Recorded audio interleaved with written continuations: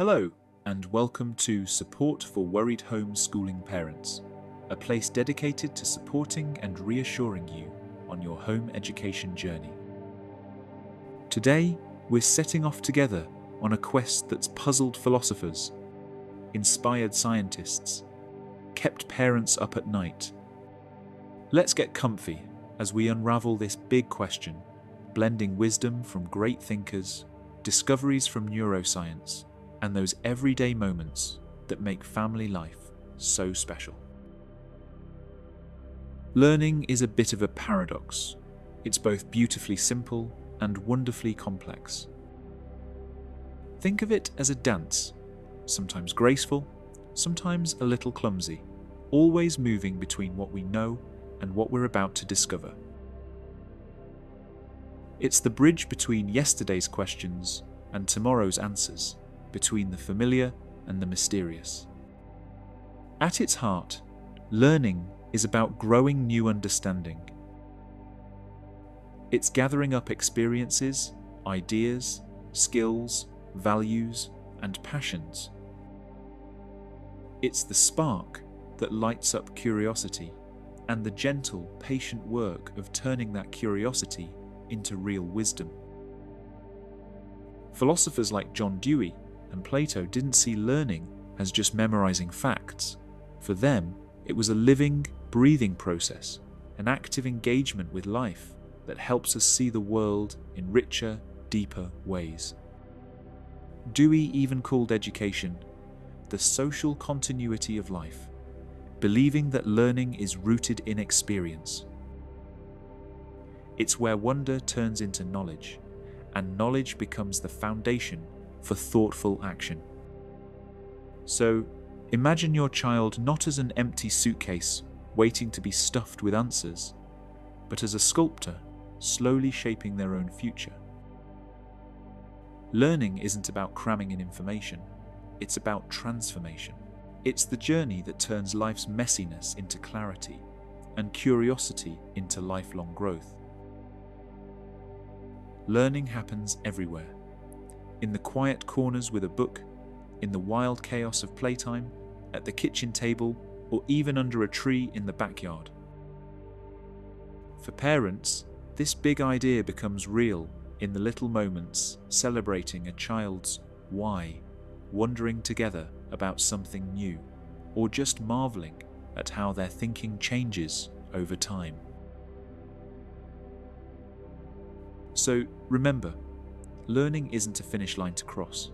It's a lifelong voyage, an adventure you and your child share, guided not by perfection, but by patience, presence, and the courage to keep growing together. How does learning actually happen? Well, this is a question that's kept scientists, philosophers, and probably a few parents scratching their heads for centuries. The ancient Greeks had a rather poetic idea. They believed learning was simply remembering things your soul already knew. But let's fast forward to what we know today. Modern neuroscience has shown us that learning is a bit more like building a giant squishy circuit board inside your head. Every time you learn something new, your brain forms fresh connections between neurons. Those tiny cells that love to chat with each other, using electrical and chemical signals. It's as if your brain is constantly under construction, adding new pathways and strengthening old ones. Psychologist Donald Hebb summed this up perfectly with his famous phrase, "Neurons that fire together, wire together." So, whether you're practicing the piano, solving a tricky puzzle, or just trying to remember where you left your keys again, you're actually strengthening those neural pathways and making your brain more efficient. Your brain is actually more active when you make mistakes. That's right, messing up is not just normal, it's essential.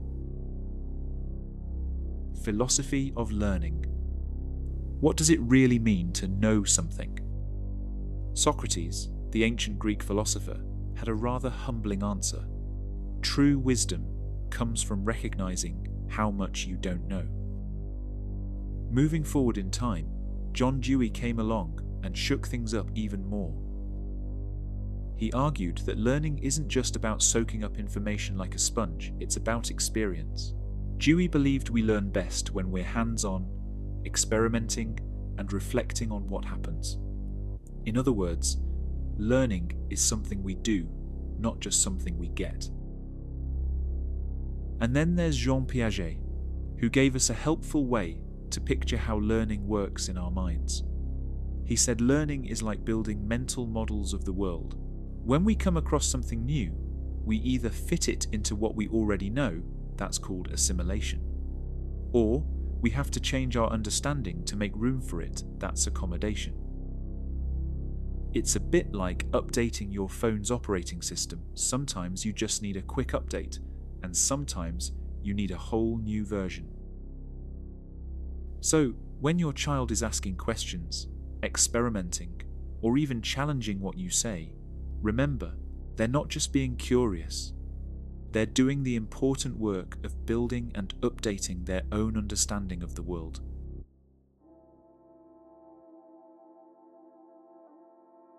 Research tells us that learning works best when it's active, meaningful, and connected to what we already know. In other words, the more we engage with new ideas and link them to our own experiences, the more likely we are to remember and understand them. For example, a 2014 study published in the journal Science found that students who actively retrieved information, like testing themselves or explaining concepts out loud, remembered much more than those who simply reread their notes. Another study from Harvard discovered that making mistakes and getting feedback actually helps us learn faster. This is called productive failure, which, let's be honest, sounds a lot better than just failing. Learning isn't just for kids. Our brains stay plastic, meaning they can change and grow throughout our entire lives. Whether you're 8 or 80, you can always learn something new. That's especially comforting for anyone who's rethinking education or trying out home learning for the first time. Growth is always possible. Learning isn't something that only happens in classrooms or between the pages of a textbook. It's happening all around us. For children, learning is woven into play, exploration, and asking questions, sometimes what feels like 100 questions a day. For adults, it's about trying new things, making mistakes, and reflecting on what works and what doesn't. Sometimes we all find ourselves learning something new from a YouTube video at 2 a.m. The real secret ingredient in all of this is curiosity. When we're curious, our brains light up and we're much more likely to remember what we discover. Friedrich Nietzsche. When you think of home education, the image of a wild-haired German philosopher might not be the first thing that pops into your mind. But Friedrich Nietzsche, famous for his bold ideas, has more to do with modern homeschooling than you might expect. Nietzsche was a 19th century philosopher who questioned just about everything, especially traditional systems of authority and education. He believed that true learning wasn't about memorizing facts or blindly following rules, but about developing independent thought, creativity, and the courage to question the status quo. In his eyes, education should help individuals become their most authentic selves, not just cogs in a machine. He who would learn to fly one day must first learn to stand and walk and run and climb and dance. One cannot fly into flying. Nietzsche reminds us that learning is a process, not a race. In home education, this means allowing children to develop at their own pace, following their interests and passions, rather than forcing everyone to march in lockstep. Become who you are. This isn't just a catchy slogan for a recruitment poster on a school corridor wall. Nietzsche believed education should help each person discover and develop their unique strengths and perspectives. In homeschooling, this translates to personalized learning, tailoring education to fit the child, not the other way around. There are no facts, only interpretations. Nietzsche's idea of perspectivism encourages us to see knowledge as something shaped by our experiences and viewpoints. For home educators, this means embracing curiosity, encouraging questions, and welcoming different perspectives. Invisible threads are the strongest ties, suggesting the subtle foundational influences learning imparts.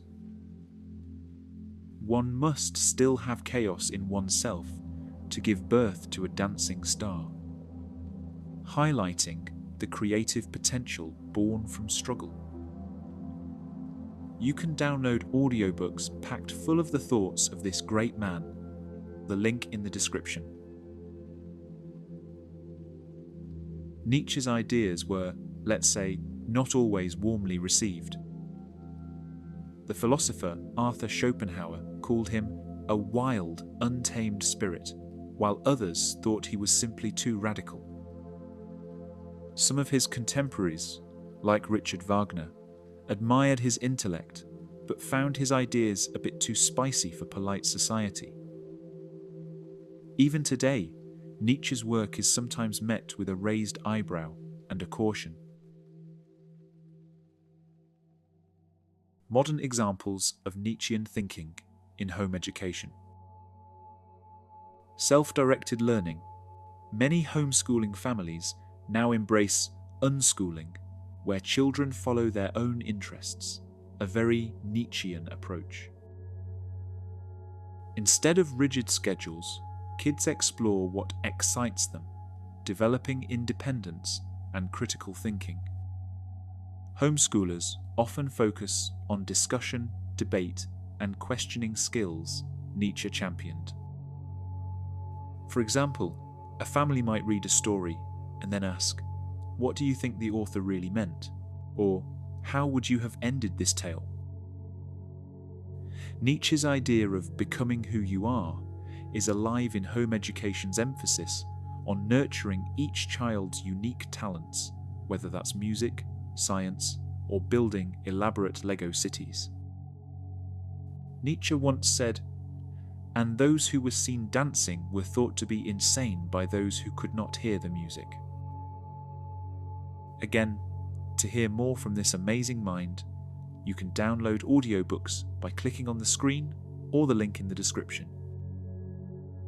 So, if your homeschooling journey looks a little different from everyone else's, just remember, you might be dancing to a tune only you and your child can hear. Nurturing curiosity at home. Let's start with the basics. Child-led learning, sometimes called self-directed learning or interest-led learning, is exactly what it sounds like: learning guided by the child's own interests, questions, and curiosity. Instead of following a rigid, one-size-fits-all curriculum, children are encouraged to explore topics that excite them at their own pace, in their own way. Imagine your child is a little dinosaur enthusiast. In a child-led approach, you might start with a little reading together. Second-hand bookstores and charity shops are usually a good place to find a battered old book of dinosaurs.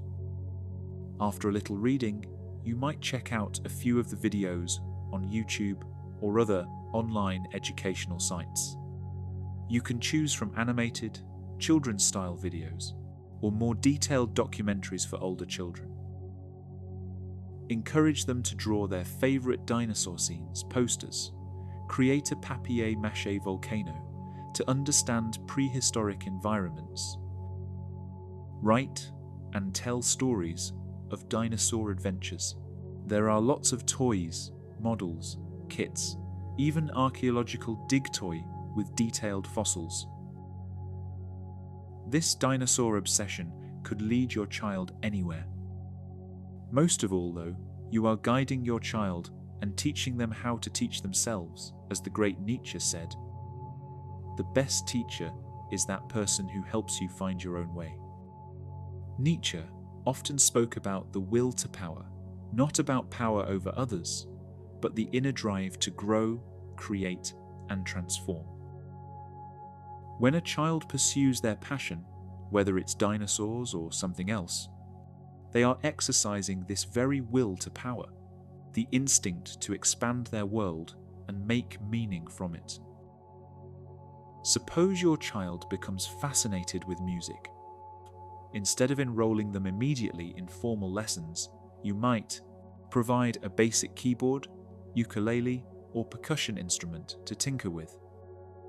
Explore rhythm by clapping and drumming on everyday objects. Watch short videos about different instruments from various cultures. Encourage them to compose little tunes, even if they're just noise at first. Nietzsche believed that art and play were essential to human flourishing. He famously wrote, "Without music, life would be a mistake." By letting a child create music in their own raw, playful way, you nurture not just technical skill, but also joy, creativity, and self-expression. The same forces Nietzsche saw as vital for a meaningful life. If your child is endlessly curious about bugs, rocks, or plants, take magnifying glasses outdoors to look closely at leaves, bark, or insects. Start a simple nature journal where they sketch or write down their observations. Collect stones or feathers and learn how to identify them. Ask open-ended questions like, "Why do you think this beetle is hiding under the rock?" Nietzsche challenged rigid systems of truth, encouraging people to look with fresh eyes and question what they see. By nurturing a child's curiosity about nature, you're helping them cultivate exactly this spirit, the courage to question appearances, to seek deeper understanding, and to remain in awe of the world's mysteries. Maybe your child constantly invents stories with their toys. Write down their stories as they narrate. Help them build little worlds with blocks or Lego to stage their tales. Act out the stories together, adding costumes or props. Nietzsche prized creativity and imagination as tools for reinventing life. For him, education wasn't about memorizing established truths, but about empowering individuals to create their own meaning. Storytelling fosters precisely this skill. The child learns to weave narratives, to see themselves as active creators of a world rather than passive receivers of information. The heart of child-led learning is trust. Trust that your child's curiosity can be the driving force of genuine, lasting education. Nietzsche called this self-overcoming, the process by which individuals grow stronger and more alive by pursuing their own path rather than conforming to rigid expectations. As a parent, your role isn't to dictate, but to provide a rich environment, gentle guidance, and openness to wherever their questions may lead. When you nurture curiosity at home, whether through dinosaurs, music, bugs, or storytelling, you're not just teaching your child facts, you're helping them develop the habits of lifelong inquiry, resilience, and creativity. Or as Nietzsche might put it, you're giving them the space to become who they are.